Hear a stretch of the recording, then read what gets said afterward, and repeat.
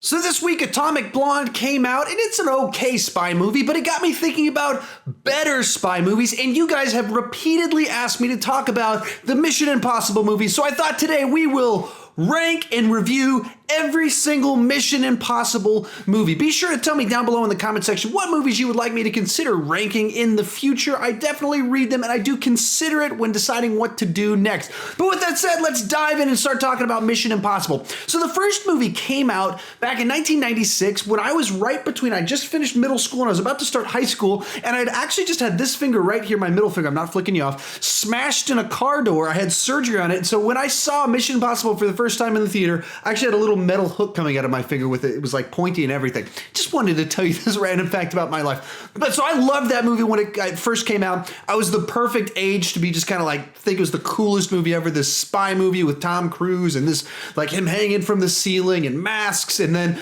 the big train sequence at the end. All of it was so cool for me, just the right age for me to love it. And then the second one came out right after I graduated high school, and I was really into John Woo at the time, so I kind of convinced myself to like it. But this is one of those franchises that has been with me for over 20 years now, one that I've always thoroughly enjoyed, always been a big Tom Cruise fan. So I'm very excited to talk about this series that I love almost all of these movies.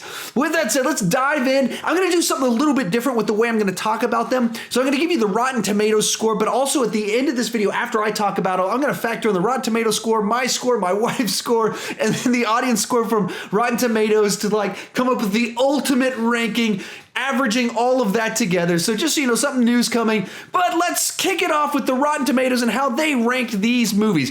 Coming in at number 5 is Mission Impossible 2 with 57%. So actually not nearly as bad of critic scores as you might guess from its reputation.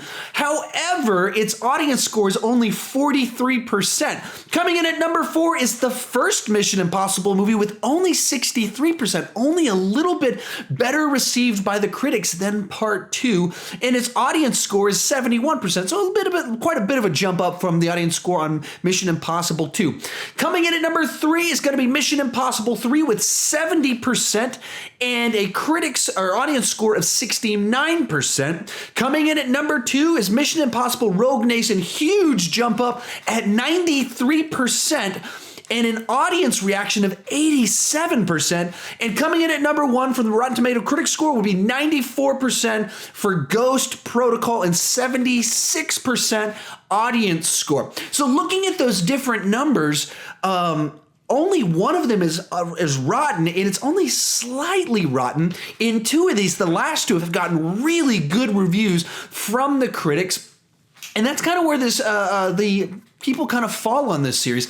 Like I said, I thoroughly enjoy it. There's only one that I'm not too crazy about, but be sure to put your rankings down below in the comment section. Let's get some discussion going on as to why you like them and have some fun discussion about all of that, because this is one that I actually get excited to talk about because I've watched all of them in the theater. I've watched all of them multiple times in the theater, I think, and I just love this franchise, and I get very excited for all of them whenever they come out. And Henry Cavill's in the next one.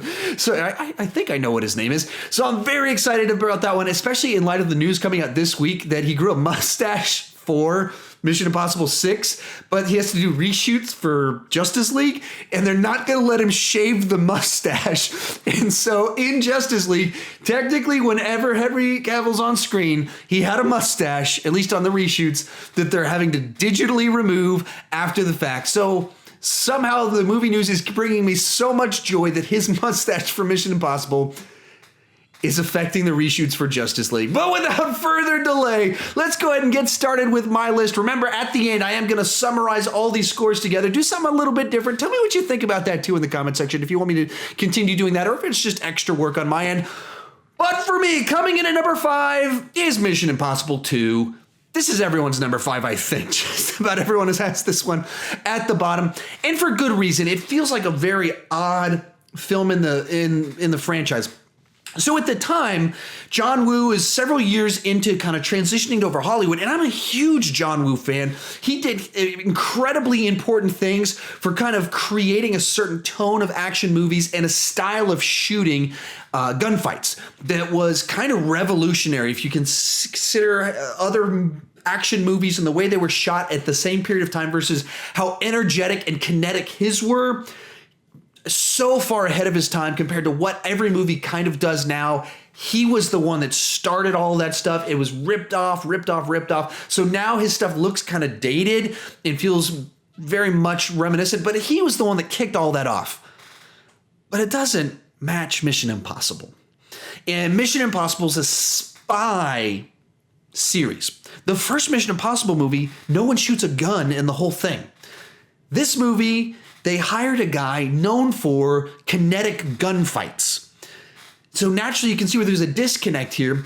And overall, like the plot of the movie, the first half of it is really dull and kind of feels meandering. And Tom Cruise is kind of flirting with the girl that ended up on Westworld this last year. And just kind of going from place to place. But you know that there's this thing out there that they're trying to find with this virus. But it's all kind of feels distant. There's not a lot of action. And then suddenly there's a shootout when they're trying to get the virus thing and gets infected with it. And so then the rest of the movie goes into full bang action John Woo movie mode that just feels out of place. Even like the nature of the movie, it feels too hard, like it's trying to be cool. So you've got Tom Cruise climbing a mountain at the beginning of it. He takes sunglasses off and like throws them up in the air and they explode. And then there's like him doing slow-mo flippy martial arts kicks and the big showdown at the end of the movie. And all of this, it feels too cool for the series. None of it feels very spy-like. It just feels like one half is dull, kind of spy movie that doesn't feel like a follow-up to the first movie. It feels like its own thing. And then the second half feels like a John Woo movie starring Tom Cruise. And in that, it's the action sequences when they're there, which there's not nearly as many as you're expecting, are John Woo, great quality, energetic fight scenes that just feel very weird in this franchise. So it's very much the odd one out of this whole thing. It doesn't feel like a spy movie. It feels like a boring action movie until it's cool for a little bit. So overall, very odd movie. There's definitely things to like here, but so much of it is just so forgettable. Like you forget Anthony Hopkins is in this movie. You forget that. Like I always forget that and go, oh yeah, Anthony Hopkins is in this movie. And so it's just a lot of things like that about this movie. The most important thing about this movie is that because this movie existed, Hugh Jackman became an A-list star. And if you don't know this story, essentially the main bad guy in this, played by Dougray Scott, he was cast, hired as Wolverine, but this movie went over schedule and took too long. And so he had to back out of playing Wolverine. So then, Fox had to go with their backup plan, some unknown guy from Australia named Hugh Jackman. So obviously Hugh Jackman has gone on to become Hugh Jackman, one of the top movie stars of the 21st century. Dougray Scott went on to be the really crappy villain of Taken 3. So one of these guys had a better career than the other one. And so thank you, Mission Impossible 2, for giving us Hugh Jackman. I'm a huge fan of his. Not such a huge fan of this movie.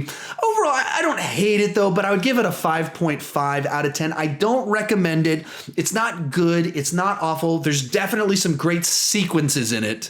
The movie as a whole is not one that I could recommend, on the whole. Now, from here, there's going to be a huge jump. So there's one on the bottom, the odd one and the bad one in the series. Then from there, the top 4, I love all these movies, and I felt bad having to put the one that's at number 4 because I really, really like that movie. Coming in at number 4 is going to be Mission Impossible 3. After Mission Impossible 2, there was like a 5-year gap to when this movie came out. And it came out right at kind of the peak of Tom Cruise's cuckoo-ness, of where he was like attacking Brooke Shields for taking antidepressants or something because he's a Scientologist, and he was jumping on a couch, on Oprah's couch, like, I'm in love with Katie Holmes.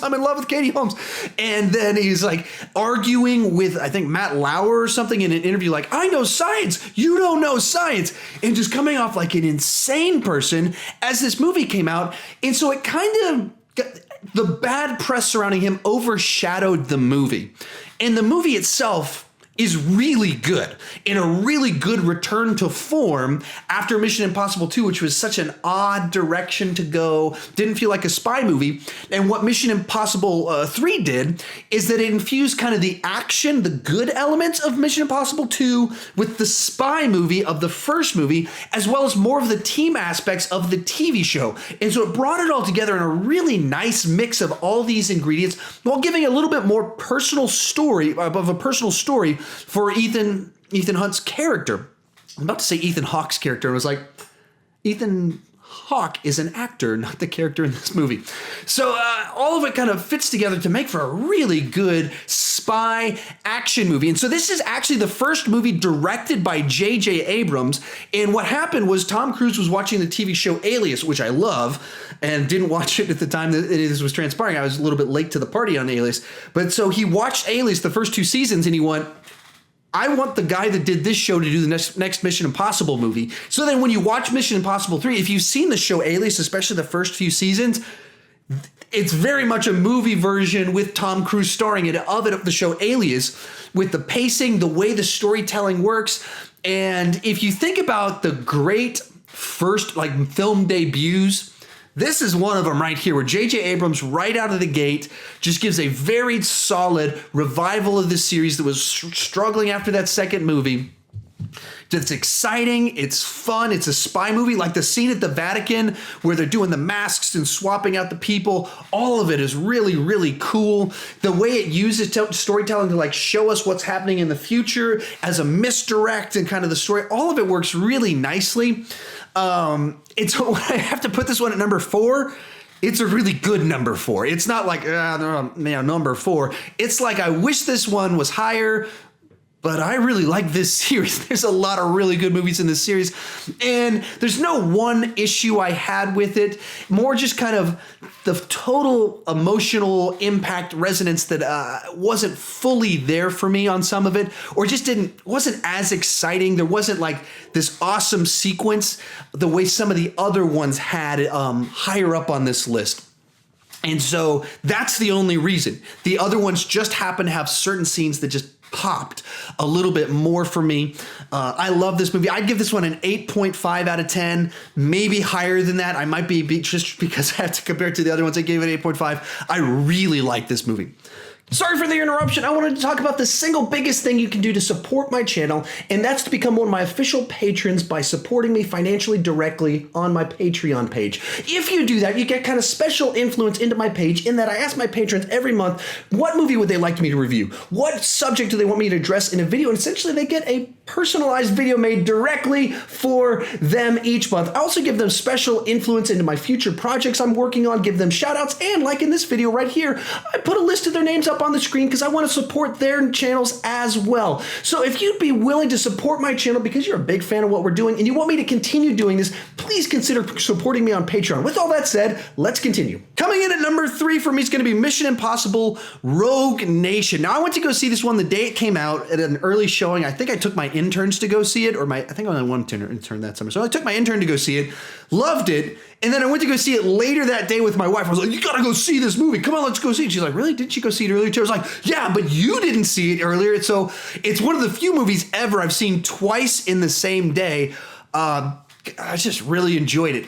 This movie to me feels like the series just absolutely being in stride. The machine is well oiled. They've figured out how to do this right. They've figured out what works and the right twist turns, how to use the team, how to have these great sequences.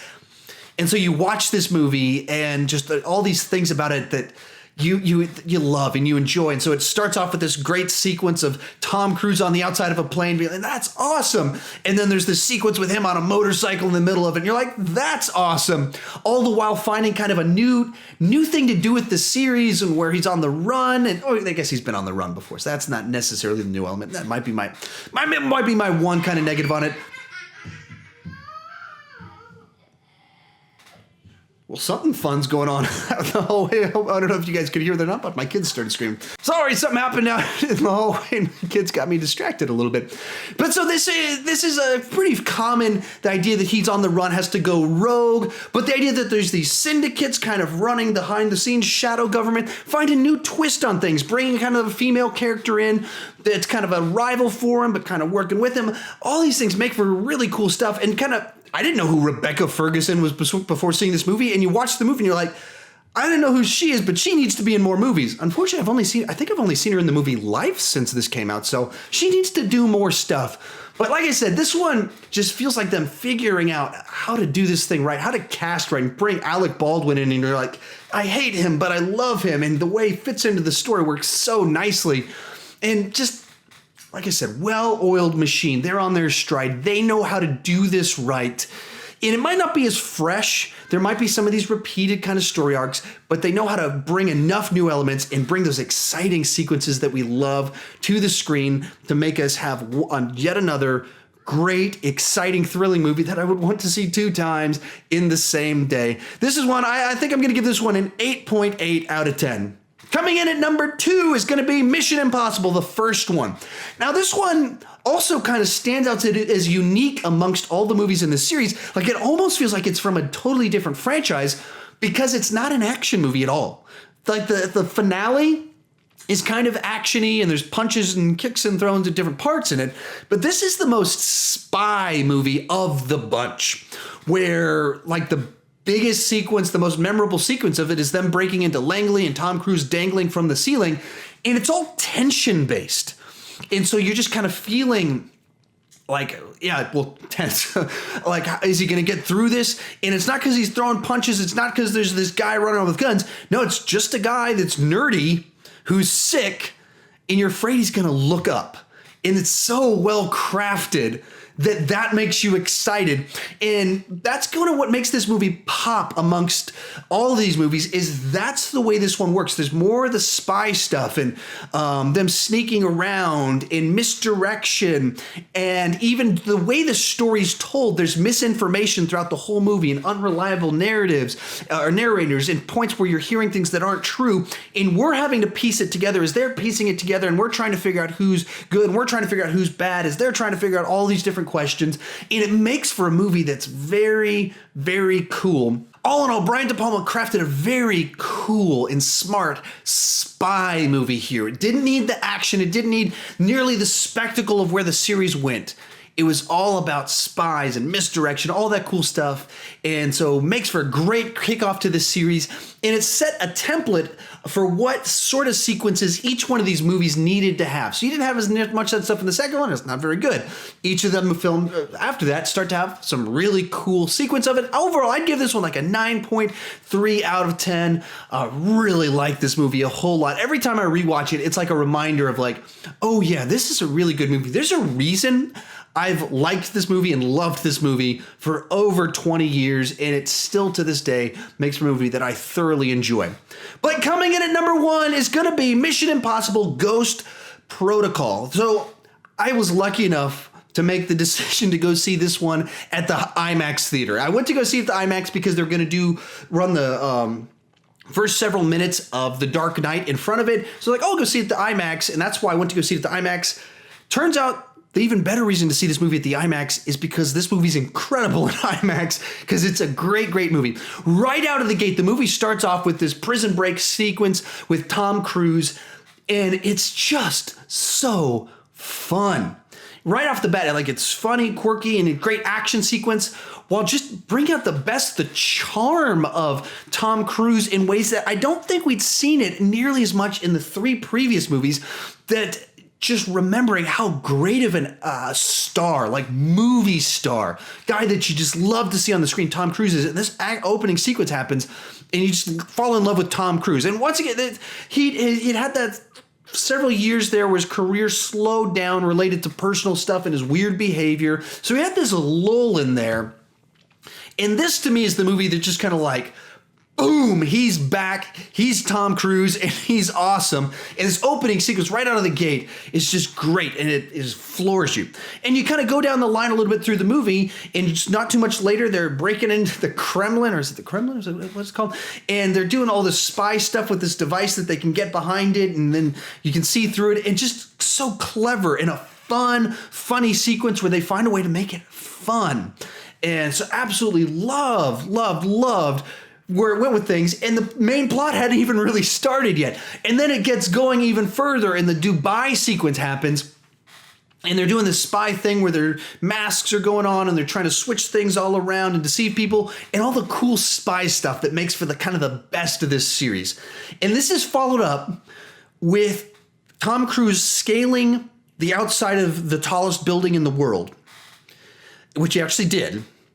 And I saw this in IMAX. And the way the scene works is he starts to walk, and he kind of walks over the ledge, and the way the camera goes over it, and seeing it in IMAX 4 stories high, you're just, oh my goodness. And this sequence to me is the best sequence I've ever experienced of seeing a scene in a movie theater I've ever had. It was the coolest thing I've ever experienced, was that Tom Cruise on the outside of a building dangling around, and the way it's so perfectly crafted in taking advantage of the IMAX format and him scaling this thing. And they found every little moment of tension that you could have, and like the glove's not working, and he has to like hold on and kick it, and he has to make jumps, and everything that could happen. Such a beautifully crafted sequence of what happened. I mean, incredible sequence. And this is followed by a chase sequence. And so the movie just keeps on going and doesn't let up. And so you go from the way this movie plays out at the sequence in Dubai is you have cool spy stuff. Then you have thrilling scaling a building, like tense, like whoa sequence. So kind of the equivalent of several different elements of the very first movie tied together. And then this cool thing where he's running through the streets through a sandstorm and getting hit by cars and stuff. All back to back to back. Edge of your seat. Incredible, exciting, fun, funny filmmaking. And I guess if there was close to a criticism of the movie, would be that the movie peaks in Dubai. The climax third act is not as good as what just transpired, but it's still an incredible, memorable sequence where they're like battling on top of cars and falling down and fighting while cars are falling. This very cool, exciting sequence. It's just coming after the best cinematic experience or scene I've ever had in a movie. So I really love this movie. They brought new cast members in like Jeremy Renner. They tie it to the events of the third movie while giving explanation for the way things tie, while giving it emotional resonance, all so nicely. So after this movie came out, I mean, I loved it. It was directed by Brad Bird. I became a huge fan of Brad Bird after this movie came out. He was actually my top pick to direct Star Wars Episode 7. J.J. Abrams would have been in that mix as well, but because he did Star Trek, he wasn't at the top of my list. So two of these Mission Impossible guys were like some of my top picks for who should have done Star Wars. J.J. got it, which very nice, fine pick for that. But Brad Bird was actually my top pick for it and remains kind of the guy that I think should have done it or should do one of these Star Wars movies based off of this movie and what he was able to do of making fun adventure film with tension and heart and emotions.